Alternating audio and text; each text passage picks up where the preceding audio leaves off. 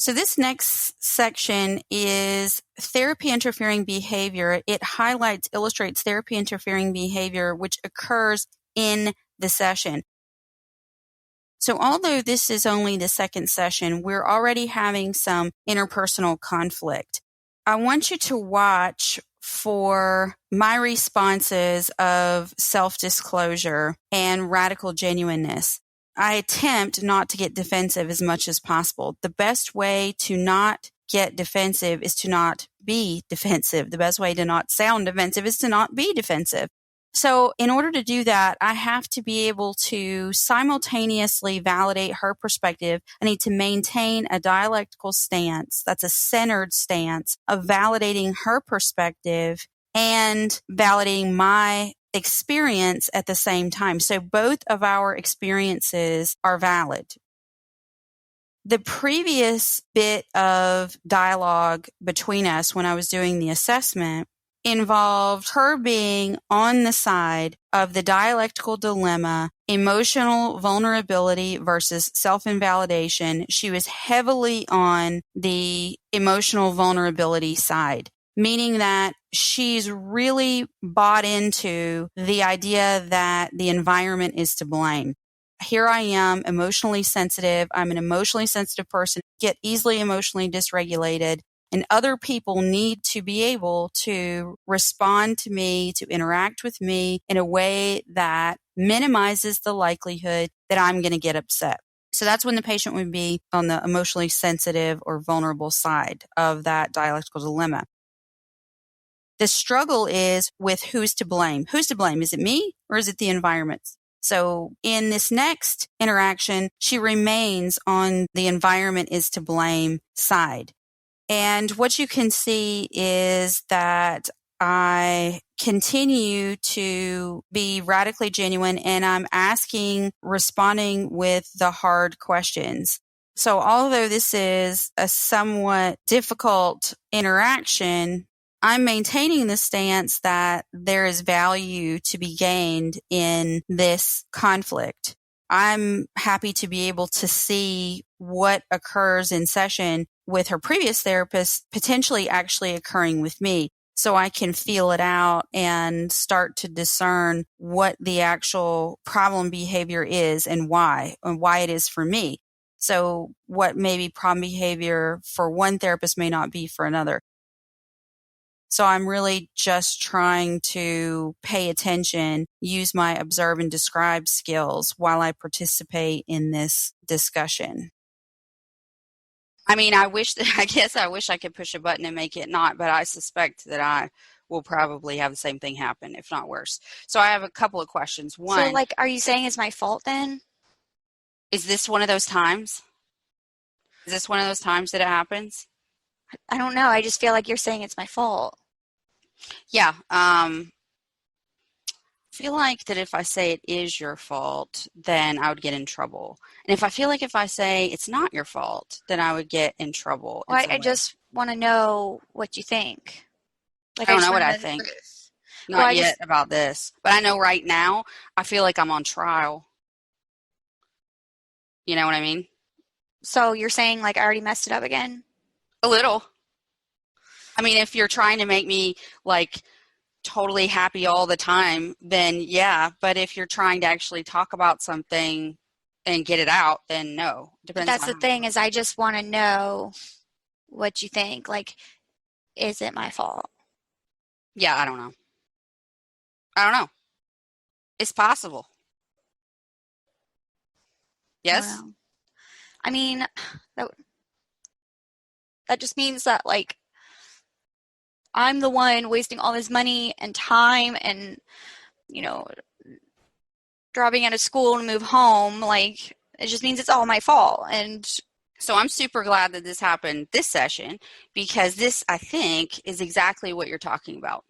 And if we can go ahead and get that addressed, then you decide whether you're going to work with me or not, because clearly I have the same disappointing features that your other therapists have. So, and also I must say a lot of times I'm worse, I think, because I'll say, if I don't believe you, I'll say, you may be 100% telling the truth. And on my end, I'm having a hard time believing you. Like, I would be that upfront. And that would be super painful to hear, I would imagine. Yeah, I just feel like nobody is listening to me and nobody believes me of what happened, and I just really, that's what I feel like I need. I feel like I need someone to believe me, but I don't want them to believe me if they don't. I need them to believe me if they really believe me. Yeah, you don't want them to say that they believe you when they don't. No, Besides, because you would that's just a tell that lie. anyway. Yeah, it's just a lie. Like I thought, like, I don't know.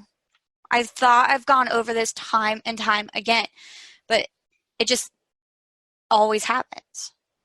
So this is something you're going to have to think about. I mean, would you agree that I failed in the same way that your other therapist failed?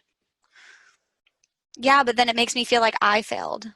Okay, but you just told me that I failed. That's great. I mean, not that I failed, but you remember when you said that you might not talk about it, like you might not tell me, Yeah.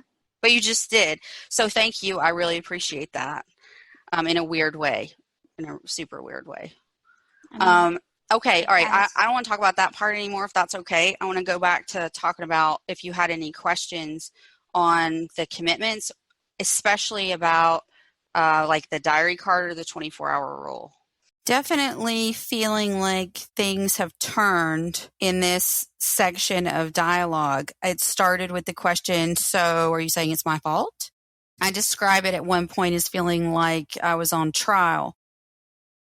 And one of the reasons for this type of self-disclosure and radical genuineness is an attempt to get the patient to perspective take. Much of the reason why anyone really interacts in a way that is problematic is because they are unable to feel what the other person is feeling. They get caught up in their own thoughts and emotions and they just start to react. So I'm attempting to get her to take some perspective and to see the immediate and direct result of her behavior. So I just plunge in when I ask, is this one of those times? Because I know right after she said, are you saying it's my fault? I felt like a deer in headlights. So I just ask, are we starting? Like, is this one of those times?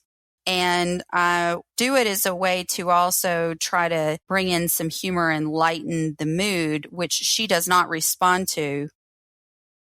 And then I just sort of lay out the facts. The facts are no one can dispute the way you feel. No one can dispute your thoughts. I have the thought that the moon is made of green cheese. I mean, they can dispute that the moon is made of green cheese, but they cannot dispute that you had a thought, the moon is made of green cheese. So, what I know to be true are my thoughts, my feelings, the fact that I had them, and that those thoughts definitely will impact the patient. So in other words, when she asks, did I mess up again? So I messed up again. I so much, every fiber of my being that has been socially normed, where I've been taught, is to say, no, you didn't mess up and it's fine. And truly it is, because this is only our second session and it's really not that big of a deal if this is the only time. But that's not what she's asking. She's asking, in that interaction, did I interact with you in a way that chipped away just a little bit from a solid relationship? And the fact is, yes.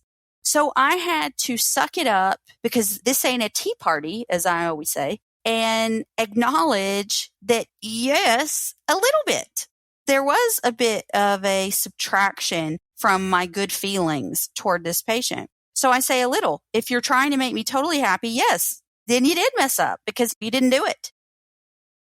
And at the same time, we're also trying to, just like I mentioned earlier, we're trying to actually discuss concerns that the patient has with me, because I asked for it. I actually asked for her earlier to communicate to me when she felt resentment or when she wasn't liking whatever interaction was going on between two of us. And so she is obliging.